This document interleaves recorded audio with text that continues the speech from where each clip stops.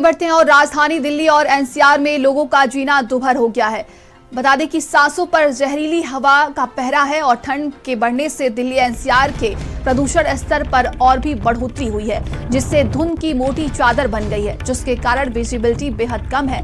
वही हालात इतने खराब हैं कि लोगों को सांस लेने में भारी परेशानी हो रही है। इतना ही नहीं, प्रदूषण के कारण अब लोगों को रोजमर्रा के कामों को भी करने में दिक्कतें हो रही हैं। तो लगातार देखिए प्रदूषण बढ़ता जा रहा है। ऐसे में AQI जो है 500 के करीब पहुंच चुका है। दिल्ली की बात की जाए तो यहाँ पर हालात जो है आए दिन बद से बदतर ही होते जा रहे हैं। देखिए एक तरफ सर्दी का सितम और ऐसे में बढ़ते प्रदूषण से आम जनता का हाल बेहाल हो चुका है। सांसों पर जहरीली हवा का ये पहरा है। बताया जा रहा है कि ठंड बढ़ने से दिल्ली NCR के प्रदूषण स्तर में और भी बढ़ोतरी हो गई है और AQI जो है 500 के करीब पहुँच चुका है। तो कई जगहों पर ग्रेड 4 लागू हो चुका है। 50% वर्क फ्रॉम होम का ऐलान कर दिया गया है। ऐसे में देखिए वहाँ की जनता का हाल बेहद बेहाल हो चुका है।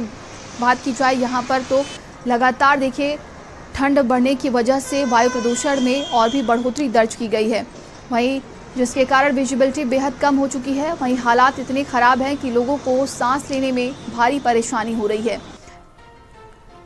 तो डॉक्टर्स की तरफ से तमाम सलाह भी दिए जा रहे हैं। आम जनता के लिए ये तमाम सलाह है कि जब भी वो घर से बाहर निकले मास्क ज़रूर पहने और जो सांसों के मरीज हैं वो कम से कम घर से बाहर निकले।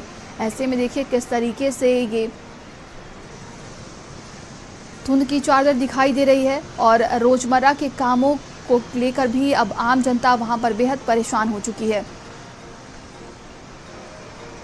संवाददाता लोकेश हमारे साथ जुड़ गए हैं। लोकेश, राजधानी दिल्ली की बात कर ली जाए, आसपास के इलाकों में बात कर ली जाए, यहाँ पर ठंड के साथ साथ वायु प्रदूषण अब बढ़ता ही जा रहा है।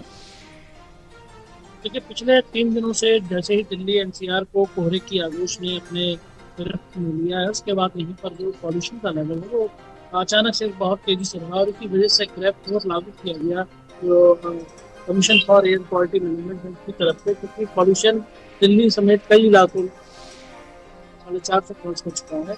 आज सुबह ही जहांगीरपुरी में जो AQI है वो करीब 500 के करीब आंका है, जो कि पेट खतरनाक स्थिति है। और इसी वजह से यहाँ पर जो ग्रेड 4 लागू करने की वजह से साफ तौर पर सलाह दी गई कि सभी जो स्टूडेंट्स हैं वो लोग या तो छुट्टियां करते हैं, ऑनलाइन क्लासेस कंडक्ट कराएं, या फिर वो जो है हाइब्रिड मोड पर चले गए। तो ऐसे कई सारे स्कूलों के आदेश जो है वो पूरे दिल्ली NCR के जो स्कूलों को दिए गए थे, लेकिन जमीन स्तर पर उस तरीके की कवायद नहीं दिख रही है।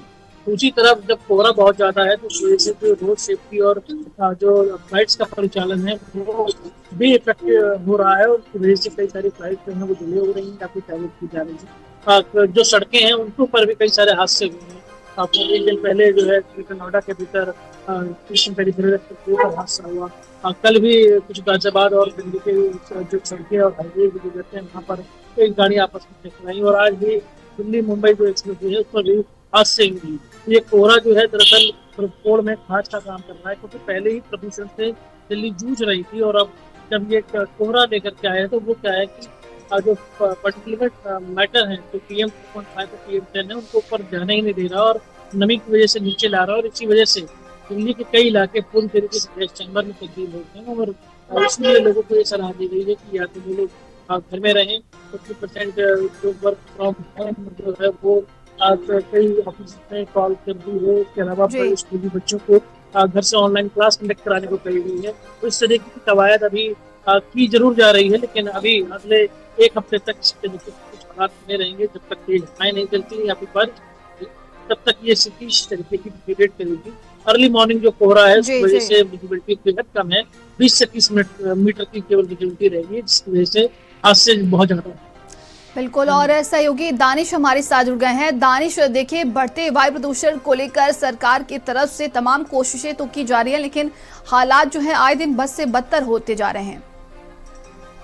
देखिए कहीं ना कहीं पहले यहाँ जो NCR के लोग थे, मेरे NCR थे, ये सिर्फ प्रदूषण से जंगल रहे थे, लेकिन अब पॉल्यूशन के साथ साथ जो फॉग बढ़ी है अचानक से, जो आज से फॉग बढ़ी है सुबह से, उससे काफी ज्यादा दिक्कतों का सामना आम लोगों को करना पड़ रहा है। पॉल्यूशन को लगातार जो है तरीके से लोग मास्क लगा के या फिर जो है वर्क फ्रॉम होम करके अपना काम चला रहे थे, लेकिन इतना ज्यादा फॉग है, विजिबिलिटी 40 मीटर 20 मीटर से भी कम हो चुकी है। तो आप अंदाजा लगा सकते हैं कि जो सुबह के टाइम लोग अपने कामों पे निकलते हैं, गाड़ियों से निकलते हैं, उनको कितनी ज्यादा दिक्कतों का सामना करना पड़ रहा है। दोहरी मार इस वक्त जो है नोएडा एनसीआर के लोग झेल रहे हैं। और जो वेदर कास्ट है, अगर हम 15 दिन का निकालें तो अब लमसम मौसम ऐसा ही बना रहेगा। जब तक थोड़ी बहुत बारिश नहीं हो जाएगी तब तक पोल्यूशन कम नहीं होगा। पहले पोल्यूशन और दूसरा फॉग, दो तरीके से परेशानियां लोगों की बढ़ रही हैं और आने वाले वक्तों में ये घटने के बजाय बढ़ेंगे, क्योंकि पोल्यूशन तब तक कम नहीं होगा जब तक बारिश नहीं हो जाती। बारिश होगी तो कड़ाके की ठंड भी शुरू हो जाएगी।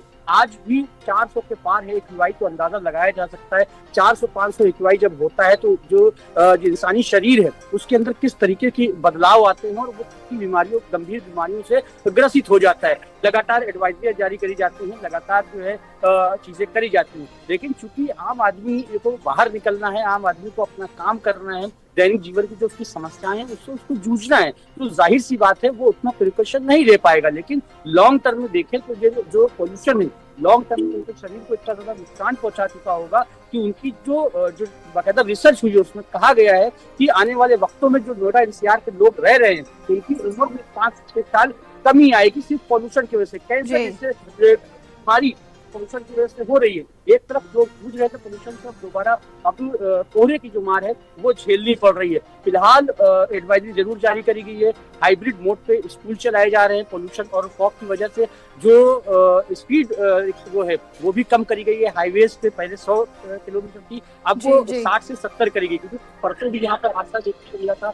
जादवी थाना क्षेत्र, बादलपुर थाना क्षेत्र में 10 से 12 गाड़ियां आपस में टकरा गई थी। क्योंकि जब फॉग होता है तो ये समस्या सबसे ज्यादा आती है कि अगर कोई भी हाईवे पे गाड़ी खड़ी करके खड़ा हो जाए या फिर गाड़ी खराब हो जाए तो इस तरीके के हादसे पेश आते हैं। कई मौके भी पहले पूर्व में देखी जा चुकी है। तो तमाम जानकारी के लिए आप दोनों का बहुत बहुत धन्यवाद। आगे बढ़ते हैं और देखिए, यूपी में ठंड और कोहरे का ये डबल अटैक हुआ है। प्रदेश के कई जिलों की बात कर ले तो अमरोहा, हापुड़ और मुजफ्फरनगर में कोहरे की मोटी चादर छाई हुई है, जिससे सुबह और रात के समय विजिबिलिटी यहां पर बेहद कम हो गई है। धुंध के कारण सड़कों और नेशनल हाईवे पर वाहनों की रफ्तार थम गई है। कोहरे के कारण ट्रेनें भी अब ज्यादा देरी से पहुंच रही हैं। तो ये तस्वीरें हम आपको दिखा रहे। देखिए किस तरीके से बात की जाए, उत्तर प्रदेश में कई जगहों पर ठंड का ये सितम देखने को मिल रहा है। मुरादाबाद, मुजफ्फरनगर, हापुड़, अमरोहा, बुलंदशहर, जहां पर घने कोहरे के साथ अब दिन की शुरुआत हो रही है। ऐसे में देखा जा रहा है कि इस घने कोहरे में वाहनों की रफ्तार धीमी हो चुकी है और लोग अपने वाहनों की लाइट जलाकर आगे बढ़ रहे हैं। तो एक तरफ सर्दी का ये सितम है, दूसरी तरफ कोहरे का ये कहर देखने को मिल रहा है। मैं जरा टहलने के लिए आया था, थोड़ा घूमने फिरने के लिए, तो देखा कि यहाँ तो बड़ा भारी कोहरा आया हुआ है। लेकिन अभी हाड़ का पाने वाली ठंड तो नहीं है, लेकिन हाँ ठंड दम पर दम बढ़ती चली जा रही है। बहुत ज़्यादा ठंड है आज, सबसे ज़्यादा कोहरा है सीजन का इस बार। बहुत कोहरा है इस बार। तो गाड़ी चलाने में क्या दिक्कत हो रही है? हाँ देखिए, लाइट जला के चलनी पड़ रही गाड़ी। कोहरा बहुत है आज। तो गाड़ी चलाने में क्या? गाड़ी चलाने में ठंडा, ठंडे हो रहे हैं बहुत ठंडी है। गाड़ी भी आराम से चला? हाँ गाड़ी भी आराम से चला रहे हैं। आज बहुत ठंड है, कोहरा देखिए आप कितना हो रहा है। तो गाड़ी भी धीरे चला? गाड़ी उनको धीरे, ठंड लग रही है। 10-20 की स्पीड पर गाड़ी चल रही है, दिख नहीं रही आगे कुछ भी। हापुड़ में आज सर्वाधिक कोहरा देखने को मिल रहा है। तीसरे दिन भी कोहरे की दस्तक जारी है। इसके साथ ही दिल्ली लखनऊ हाईवे से लेकर ग्रामीण क्षेत्रों में घना कोहरा होने के कारण वाहनों की रफ्तार पर भी ब्रेक लगे हैं। वहीं आपको बता दें कि हापुड़ स्टेशन पर कई ट्रेनें काफी लेट पहुंच रही हैं। कोहरा होने के कारण ये ट्रेनें लेट हो रही हैं, जिस कारण यात्रियों को काफी समस्याओं का सामना करना पड़ रहा है। वहीं सड़कों पर निकले वाहन चालकों को एक तरफ कोहरा तो दूसरी तरफ वायु प्रदूषण सता रहा है। दोनों ही यात्रियों के लिए घातक साबित हो रहे हैं। वाहनों की रफ्तार काफी धीमी हो गई है। वहीं 200 मीटर दूर तक का भी देखने में वाहन चालकों को समस्याओं का सामना करना पड़ रहा है। तो वहीं अन्य लोगों को सांस लेने और आंखों में जलन जैसी शिकायतें हो रही हैं। बताया जा रहा है कि आने वाले कुछ दिनों तक इसी तरह लोगों को समस्याओं का सामना करना पड़ेगा। राहुल गौतम, भारत समाचार, हापुड़। शीतलहर के साथ सर्दी ने दस्तक दे दी है और इसी के साथ कोहरे की चादर में छाया हुआ है कासगंज जिला। और आपको बता दें कि जो बाजार इस समय गुलजार हो जाते थे, लगभग 9 बजे का समय हो रहा है। उसके बाद आप देख सकते हैं कि आज जिस तरीके से जो कोहरा आपको 4-5 दिन पहले बाजार रोड पर देखने को मिल रहा था घना कोहरा, तो वो अब कोहरा पूरी तरीके से बाजार में भी देखने को मिल रहा है। तो ठंड का असर बिल्कुल देख सकते हैं कि किस तरीके से शुरू हो गया है। तो वहीं बात करें तो इस बढ़ती शीतलहर को देखते हुए कासगंज जिलाधिकारी पिंडर सिंह ने भी स्कूलों के समय में बदलाव किया है, 10 बजे से स्कूलों का समय कर दिया है।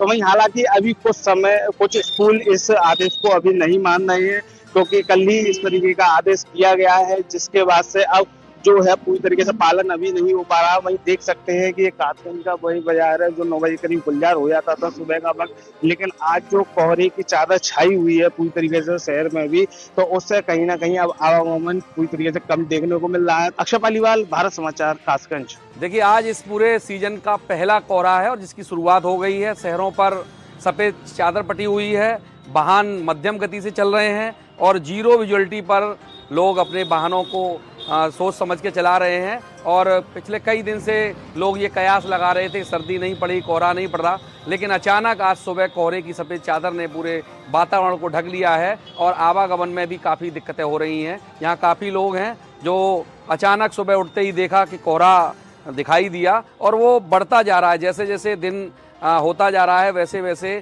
कोहरे की सफ़ेद चादरें बढ़ती जा रही हैं। लग रहा है कि आज पहले दिन सर्दी पड़ गई है, क्योंकि रोज धूप निकली आती थी, हम लोगों पे कोई व्यवस्था नहीं थी। आज देख के लग रहा है कि रोड पे चलना भी मुश्किल हो रहा है। पहली सर्दी की बहुत बहुत शुभकामनाएं आपको और सभी भारतवासियों को। नगर निगम की सारी व्यवस्थाएं दुरुस्त हैं, अभी तक तो अलाव लग जाना चाहिए था। जिस हिसाब से ग्रीन सिटी बताते हैं और इतना पैसा आ रहा है, आप ना तो रैन बसेरा कोई चालू हुआ, ये गरीब जो लोग हैं वो कहाँ अपनी रात गुजारेंगे। कोई रैन आप देख के तो आइए, कोई व्यवस्था है? नहीं व्यवस्था है। सर्दी से ये भी जरूरी था क्योंकि पाला पड़ने से गेहूं की फसल अच्छी होती है, ये भी जरूरी था। मैं टहलने के लिए स्पेशल आज ही निकला हूँ, क्योंकि मुझे कोहरे में टहलना बहुत अच्छा लगता है। स्पोर्ट्स वालों के लिए तो और एक्सरसाइज के लिए बहुत अच्छा मौसम है। कैमरा पर्सन वीरेंद्र कुमार के साथ में जितेंद्र शर्मा, भारत समाचार, सत्यमेव जयते।